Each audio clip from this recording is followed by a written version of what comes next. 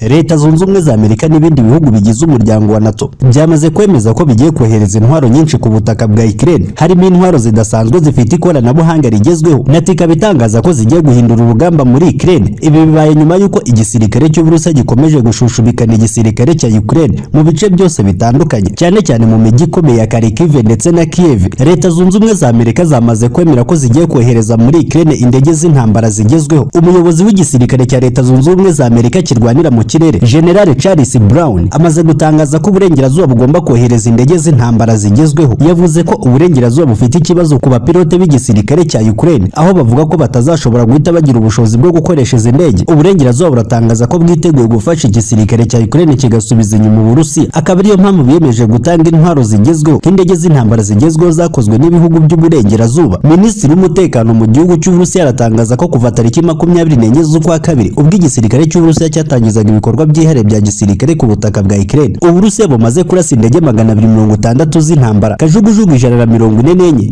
ndetse na drone 1557. Izi zose zikaba zaratanzwe n'ibihugu by'uburengerazuba bigize umuryango wa NATO. Igisirikare cya Ukraine gifite ubwirinzi bw'ikirere, ariko ubu ntibuhagije, nta nicyo bushobora gufasha imbere y'igisirikare cy'Uburusiya. Leta Zunze Ubumwe za Amerika zatangaje ko zigiye kohereza zimwe mu ndege z'intambara zakozwe n'Abasoviyete, indege za Su-27S ndetse na MiG-29S. Izi ndege z'intambara zikaba ari zimwe mu z'igisirikare cy'Uburusiya kiri gukoresha, akaba ari indege zakozwe n'Abasoviyete. Mu masezerano Leta Zunze Ubumwe za Amerika zagiranye n'Uburusiya hari harimo ko zitagomba kohereza indege zakozwe n'igisirikare cy'Uburusiya ku butaka bwa Ukraine ngo zikoreshwe zirasa ku gisirikare cy'Uburusiya, ariko Leta Zunze Ubumwe za Amerika zikaba zamaze kwanzura ko indege zirenga 12 za Su-27 ndetse na MiG-29 zigomba kwerekezwa mu gihugu cya Ukraine, nyuma y'uko uburengerazuba bwari butangaje ko bugiye kohereza izindi ntwaro ziganjemo indege z'intambara kandi zifite ubushobozi buhambaye. Ubwo bavugaga ko bizeye ko izi ntwaro zigiye guhindura urugamba ku mirongo y'imbere, cyane cyane mu mujyi wa Kiev na Kharkiv, imijyi ikomeje kuberamo imirwano ikomeye hagati y'igisirikare cy'Uburusiya ndetse n'abacancuro ba NATO bafatanyije n'abakomando ba Volodymyr Zelensky.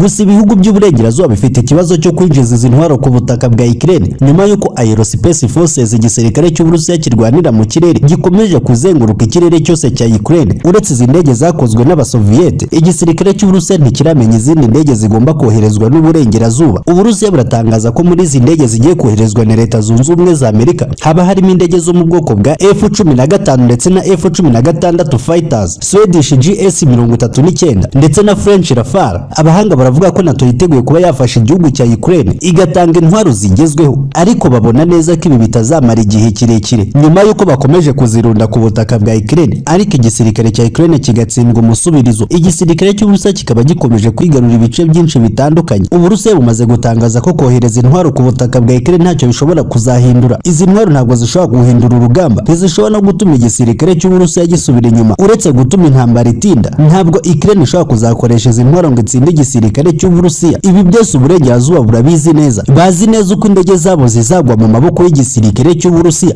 ubwo zizaba zigerageje kwinjira ku butaka bwa Ukraine. Ku rundi ruhande hari abavuga ko indege za Leta Zunze Ubumwe za Amerika nizirasa ku gihugu cy'Uburusiya, Uburusiya buzaba bubonye uburenganzira busesuye bwo kurasa ku gihugu cya Ukraine bukoresheje intwaro zitigeze zikoreshwa ku butaka bwa Ukraine, harimo n'intwaro kirimbuzi. Leta Zunze Ubumwe za Amerika ziratangaza ko zigomba gutangira ibikorwa byo gutoza abakomando ba Ukraine bagomba kuzakoresha izi ndege z'intambara. Umuyobozi wa Pentagon Mark Miller yavuze ko igikorwa cyo gutoza abakomando ba Ukraine kigomba gutangira vuba, ndetse Leta Zunze Ubumwe za Amerika zamaze gutangaza miliyoni 100 z'amadolari zizifashishwa mu gutoza igisirikare cya Ukraine. Abahanga baravuga ko Leta Zunze Ubumwe za Amerika zidashobora kohereza F-15 ndetse na F-16 kubera ko batinya ko ikoranabuhanga ry'izi ndege rishobora guhita rigera mu maboko y'Uburusiya. Bidasubirwaho igisirikare cy'Uburusiya cyamaze kwegukana intsinzi ikomeye mu mujyi wa Kharkiv. Umujyi wa Kharkiv ni umujyi wa kabiri mu gihugu cya Ukraine, umujyi warurinzwe bikomeye n'abacancuro ba NATO. Uyu mujyi wabarizwagamo ububiko bw'intwaro bukomeye, ibigo bya gisirikare byo ku rwego rwo hejuru byaberagamo imyitozo ya gisirikare itegura abakomando ba Ukraine berekezaga mu bice bitandukanye biri kuberamo imirwano. Igisirikare cy'Uburusiya kikaba gitangaje ko kimaze kwegukana intsinzi ikomeye mu mujyi wa Kharkiv. Minisitiri w'umutekano mu gihugu cy'Uburusiya aratangaza ko abakomando be bamaze kwegukana intsinzi ikomeye muri Kharkiv. Igisirikare cy'Uburusiya kiratangaza ko cyarashe ikigo cya gisirikare kigize bato ya 247 muri brigade y'127 mu gisirikare cya Ukraine yamaze kurimburwa n'igisirikare cy'Uburusiya cyayisutseho ibisasu gihereye ku butaka no mu kirere. Indege z'intambara za MiG-35 zayisutseho misile karahutaka zigera mu 8. Igisirikare kirwanira ku butaka nacyo cyaharasaga ibisasu bya rokete biraswa n'intwaro ya MB-21 isuka ibisasu bya rokete bigera muri 36. Igitero cy'igisirikare cy'Uburusiya kiratangaza ko cyahitanye abasirikare ba Ukraine bagera muri 200. Ku rundi ruhande kandi igisirikare cy'Uburusiya kiratangaza ko cyarashe kuri brigade ya 66 igizwe n'abacancuro ba NATO.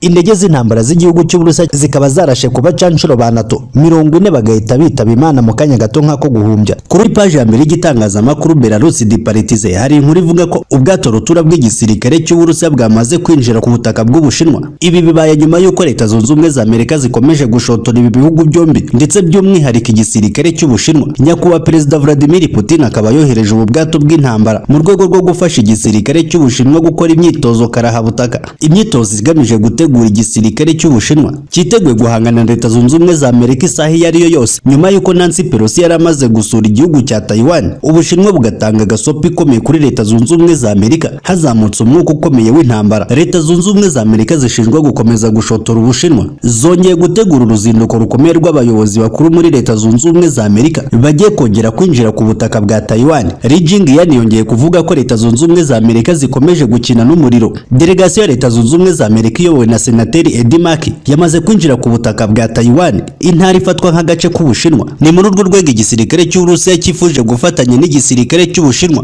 bagatangiza imyitozo karahabutaka itegura ibikorwa bya gisirikare, aho Ubushinwa bwatangaje ko bidasubirwaho bugomba guhita bwataka Taiwan mu rwego rwo guca agasuzuguro ka Leta Zunze Ubumwe za Amerika. Iyi myitozo y'igisirikare cy'Uburusiya n'Ubushinwa iraza gutangira uyu munsi kugeza ku itariki 21 z'uku kwezi kwa 8. Igisirikare cy'Uburusiya kiratangaza ko cyamaze kubona intwaro karahabutaka. Intwari igiye gufasha igisirikare cy'Uburusiya kwegukana intsinzi ikomeye ku kibuga cy'imirwano ni intwari ipakirwa ibisasu bya rokete bigera muri 36, ubundi koherezwa ku kibuga cy'imirwano. Ikaba ifite ubushobozi bwo kwikoresha ikarasa ku birindiro by'umwanzi, ifite ubushobozi bwo guhiga ibikoresho by'umwanzi, ikagira n'ubwirinzi buyirinda ibisasu bya misile, ikaba yarahawe ubushobozi bwo kurimbura ibifaro ndetse n'ibindi bimodoka by'intambara. Minisitiri w'umutekano mu gihugu cy'Uburusiya aratangaza ko intwari igomba kwinjira ku kibuga cy'imirwano vuba nyuma y'uko abakomando ba Ukraine barashe misile ziremereye ku butaka bwa Crimea. Uburusiya bwongeye kuvumbura undi mugambi ukomeye y'igihugu cy'Ubwongereza. Hari amakuru avuga ko Volodymyr Zelensky ari kugirana ibiganiro bikomeye n'igisirikare cy'Ubwongereza mu mugambi wo kurasa misile ku kiraro cya Crimea gihuza intara yigaruriwe n'igisirikare cy'Uburusiya mu mwaka wa 2014 n'uturere twa Ukraine tumaze kwigarurirwa n'igisirikare cy'Uburusiya guhera tariki 24 z'ukwa kabiri. Ukraine yagiranye ibiganiro bikomeye n'umunyamabanga w'igisirikare cy'Ubwongereza Ben Wallace bigamije gusenya ikiraro gihuza Crimea n'izindi ntara za Ukraine mu nama ya NATO yabaye muri uku kwa gatandatu. Igihugu cy'Ubwongereza kikaba cyaremeye ubufasha bukomeye ku gisirikare cya Ukraine bwo kurasa ku kiraro cya Crimea. Aya makuru akaba yaje kuvumburwa n'ubutasi bwa nyakubahwa Perezida Vladimir Putin. Igisirikare cy'Uburusiya cyatangaza ko cyamaze gukora robirasi ibisasu bya rokete, intwari ya Multiple Launch Rocket System, akaba ari robo ifite ubushobozi buhambaye bwo kurasa ibisasu bya rokete. Uburusiya buratangaza ko intwari ariyo ya mbere igisirikare cy'Uburusiya kibashije kugeraho ifite ubushobozi buhambaye ndetse n'ikoranabuhanga rigezweho. Uburusiya